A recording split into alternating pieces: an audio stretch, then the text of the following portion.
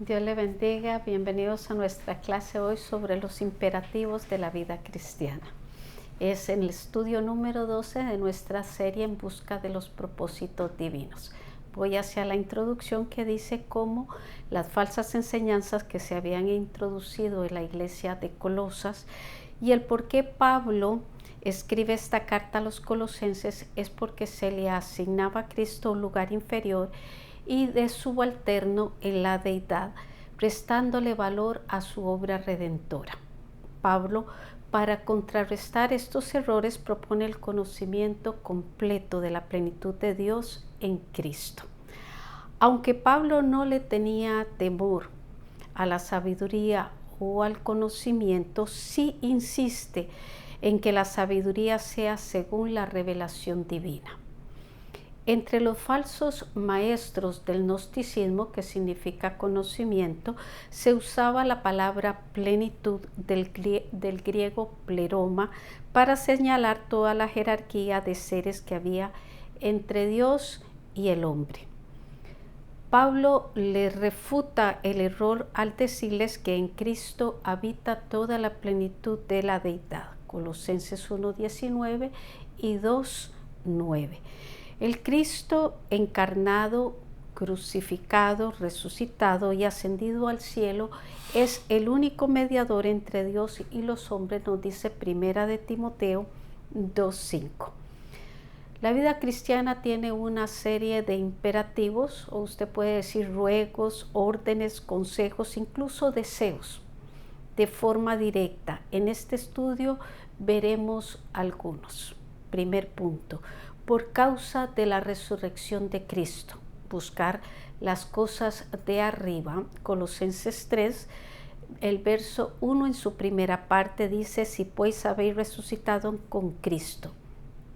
Este capítulo 3 se inicia estableciendo la realidad de una resurrección espiritual que el cristiano ha tenido juntamente con Cristo. Pero antes que el apóstol hablara de resurrección, habló de muerte en Colosenses 2:20 cuando dijo, pues si habéis muerto con Cristo. Pablo combina estas dos experiencias de la vida cristiana, muerte y resurrección, Gálatas 2:20, Colosenses 2:12. Esto lo que significa es que la nueva vida en Cristo solo puede tomar lugar cuando la persona muere al yo, al mundo y al pecado. Verso 1 en su segunda parte dice, buscar las cosas de arriba donde está Cristo sentado a la diestra de Dios. Otra verdad espiritual es que para buscar las cosas de arriba la persona debe de haber resucitado con Cristo primero. Por eso Pablo dijo en Primera de Corintios 2, 14, 15, el hombre natural no percibe las cosas que son del Espíritu de Dios, porque se han de discernir espiritualmente. Pero el espiritual, esto es, el Hijo de Dios, las juzga y las sabe apreciar. Verso 2.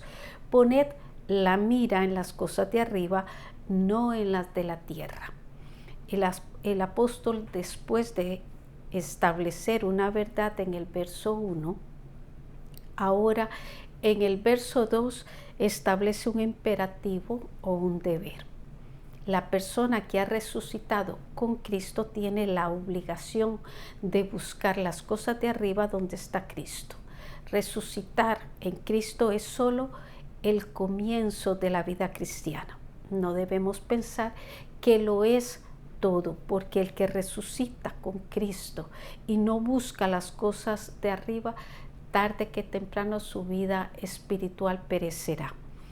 Quiero que observen cómo Pablo en los versos del 1 al 4 menciona a Cristo 4 veces y en cada uno coloca una experiencia para el creyente. Una, dice el creyente resucita en Cristo, verso 1. Debe buscar las cosas donde está Cristo, verso 2. El creyente está escondido en Cristo, verso 3. El creyente será manifestado en gloria cuando Cristo se manifieste, verso 4. Esto es, que no hay ninguna experiencia de la vida cristiana sin Cristo. Juan 15:5, punto B, porque está muerto y escondido en Cristo. Verso 3, cuando hablamos de morir en la vida cristiana significa dejar de existir, perder el interés o desligarse. ¿Quién muere en el que se convierte a Cristo? El cuerpo pecaminoso carnal, nos dice Colosenses 2:11. Los rudimentos del mundo, Colosenses 2:20. El viejo hombre, Efesios 4:22. Y el pecado, Romanos 6. ¿Cómo se establece esta muerte? Al aceptar a Cristo, esta muerte, tenemos que decir que no es un proceso, es un suceso. El tiempo del verbo habéis muerto significa un suceso, un evento del pasado. Sin embargo, cuando Pablo dice, y vuestra vida está escondida con Cristo, no usa el tiempo pasado, sino el tiempo perfecto que implica los resultados o efectos permanentes de algo que ha tomado lugar, refiriéndose a nuestra salvación. En esta frase podemos ver una seguridad. Cristo declaró en Juan 10, 27, 28, mis ovejas oyen mi voz y yo las conozco y no perecerán jamás, ni nadie las arrebatará de mi mano. 2. La vida cristiana tiene realidades invisibles muy reales. Pregunta, ¿qué necesitamos tener para poder buscar las cosas de arriba? Segundo punto, eliminación de lo malo. Punto A, eliminación de lo escandaloso, verso 5 en su primera parte. Haced morir. Un imperativo o deber compuesto de una sola palabra griega, necrosate, y se encuentra al comienzo de la oración para darle énfasis, y es muy importante porque está al comienzo de una lista de cosas que no se pueden tolerar ni permitir en la vida cristiana. Los imperativos que están en los versos del 1 al 4 tienen que ver con las cosas que hay que buscar, que tenemos que buscar, pero los del 5 al 9 tienen que ver con cosas que hay que eliminar, que tenemos que eliminar, de manera que la vida cristiana es una suma y resta. Sumamos las cosas buenas y restamos las malas. El verbo matar o hacer morir del verso 5 aparece en Romanos 4:19 y en Hebreos 11:12, donde se habla del cuerpo de Abraham, cuando se refería que físicamente a su edad no podía procrear. Así que lo usaremos para decir esto. Así como era imposible que Abraham engendrara hijos a su edad, de la misma manera, el cuerpo del cristiano debe estar muerto a los apetitos carnales. No debe engendrar nada que sea pecaminoso. En Romanos 8:13 el apóstol usa otra razón para dar a entender que los deseos de la carne deben de ser eliminados total y radicalmente. Dice, porque si vivís conforme a la carne, moriréis, mas si por el Espíritu hacéis morir las obras de la carne, viviréis. Lo que significa es que si rendimos nuestra vida al Espíritu Santo, dejando que Él pelee nuestras batallas, nosotros obtendremos la victoria sobre la carne. Verso 5.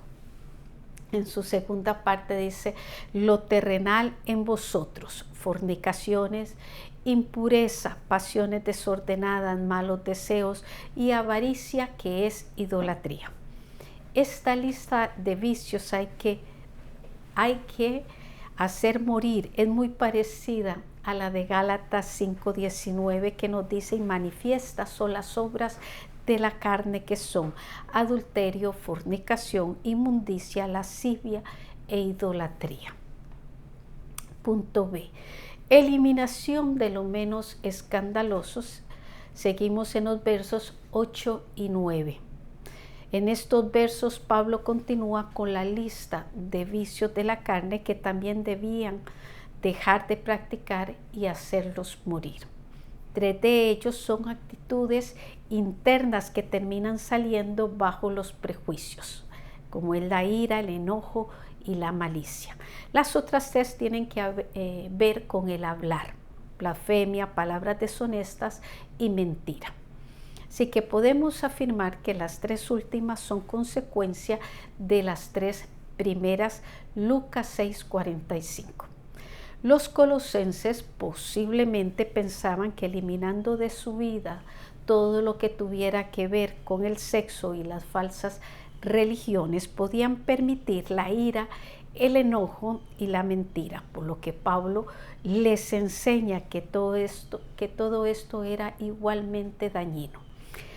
Pensemos cuántos hay que se conforman porque no se emborrachan, no fuman, no asisten a bailes, no son infieles a sus cónyuges, pero si se enojan con facilidad, se enfurecen y son intrigantes, salen de apuros con mentira y ofenden con lo que dicen delante de Dios. Tan malo es una como es la otra, porque pecado es pecado. ¿Por qué el apóstol no concibe que el cristiano permita estos pecados? Porque al convertirse nos despojamos del viejo hombre y se supone que el nuevo no conozca esta lista. Segunda de Corintios 5:17. Pregunta: ¿cuál es la consecuencia de vivir bajo la carne y cuál por el Espíritu? Tercer punto, búsqueda de lo bueno. Dice el punto A, vestirse del nuevo hombre, verso 10, y revestido del nuevo, el cual conforme a la imagen del que lo creó se va renovando hasta el conocimiento pleno. Los puntos más importantes de este verso son: 1, la nueva persona en Cristo. Es como la nueva vestidura que uno se pone. La vida cristiana no consiste en el misterio de una sociedad secreta. Es algo que se puede comprobar por la evidencia externa que da el creyente en su conducta. 2. Esta nueva identidad tiene la característica de renovarse continuamente, lo cual implica un proceso de crecimiento donde la existencia en Cristo se va formando más y más en el cristiano. Segunda de Corintios 3:18. Observemos que Pablo habla de renovación y no de deterioro, a pesar de estar consciente de que físicamente se experimente un diario deterioro. Pero mientras eso sucede, él mismo dice, el hombre interior crece y se va perfeccionando en 2 de Corintios 4:16 y en Proverbios 4:18. Estando persuadido de esto, que el que comenzó en vosotros la buena obra la perfeccionará hasta el día de Jesucristo. Filipenses 1:6. El punto 3 dice, la renovación es según la imagen de Dios. Génesis 1:26. En la conversión hay una restitución espiritual del hombre a su diseño original. Las virtudes espirituales, las facultades morales dañadas por el pecado, se recuperan al venir uno a los pies de Cristo. 4. Esta renovación va acompañada de un pleno y profundo conocimiento de las cosas de Dios. Romanos 12:2. Punto B. Por medio de 7 imperativos. Estos imperativos son, vamos a estar en el verso 15. La paz de Dios gobierne en vuestros corazones, a la que asimismo fuisteis llamados. La paz que ofrece el Señor es muy distinta a la que ofrece el mundo, nos dice Juan 14:27. Cristo se refirió a ella como mi paz. Según Pablo, una de las características del fruto del Espíritu es paz. Gálatas 5:22. Y en nuestro texto de Colosenses 15 se habla de la paz de Dios, de manera que la paz es algo que las tres personas de la Trinidad desean comunicarnos. Esta paz debe gobernar en el corazón del creyente en todo tiempo. Punto 2. Sed agradecidos. Esta misma exhortación la encontramos en Primera de Tesalonicenses 5:18. Dad gracias en todo, porque esta es la voluntad de Dios para con vosotros en Cristo Jesús. Sed agradecido con Dios primero, tendrá como consecuencia serlo con nuestros semejantes. Punto 3. Vamos a estar en el verso 16. La palabra de Cristo mora en abundancia en vosotros. La palabra more o morar significa residir de manera permanente y no de manera ocasional.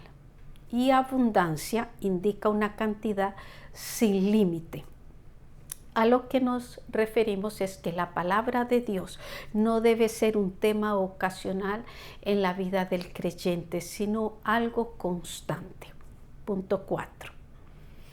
Enseñándoos. El cristiano debe estar dispuesto a ser enseñado y a enseñar cuando haya la oportunidad de recibir o dar una nueva información espiritual. 5. Exhortándoos unos a otros en toda sabiduría. Cuando la exhortación no se hace con sabiduría, es un regaño, y no es eso de lo que Pablo habla. Una de las palabras que Pablo usa como exhortación es paraclesis. También significa consolación, de manera que el que exhorta consuela al mismo tiempo. 6. Cantando con gracia en vuestros corazones al Señor, con salmos e himnos y cánticos espirituales. Esto se refiere a cantos producidos o entonados espontáneamente por inspiración del Espíritu Santo en nuestros tiempos de alabanza, de adoración, de gratitud.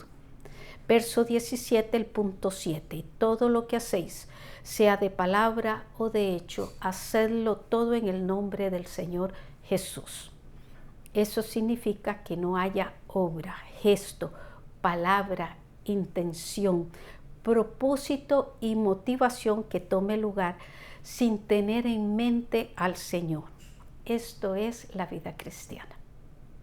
Pregunta: según Colosenses 3:12, ¿con qué características nos podemos vestir para hacer lo bueno? Reflexión. El orden de este estilo de vida cristiana es: uno muere al yo, al mundo y al pecado por medio de la conversión. Después de morir, uno resucita a las cosas de Dios y tiene la necesidad de cultivar el crecimiento de su vida espiritual. Y la manera de hacerlo es obedeciendo una serie de imperativos que tienen que ver con cosas que uno debe de eliminar y otras que debe de procurar. Estas cosas no se pueden combinar entre sí porque no se toleran entre ellas. Invitación. Dice: soportaos unos a otros y perdonaos unos a otros si alguno tuviere queja contra otro, de la manera que Cristo os perdonó, así también hacedlo vosotros. 70 veces 7 se le dijo a Pedro sobre el perdón. El perdón debe ser una constante en nuestra vida si queremos prosperar espiritualmente, física y emocionalmente. Así que si tienes un disgusto con alguien o si sabes que alguien está disgustado contigo, levántate y ve, no te tardes. Mateo 5, 23, 24. Para nuestra próxima semana, un fugitivo encuentra a Dios.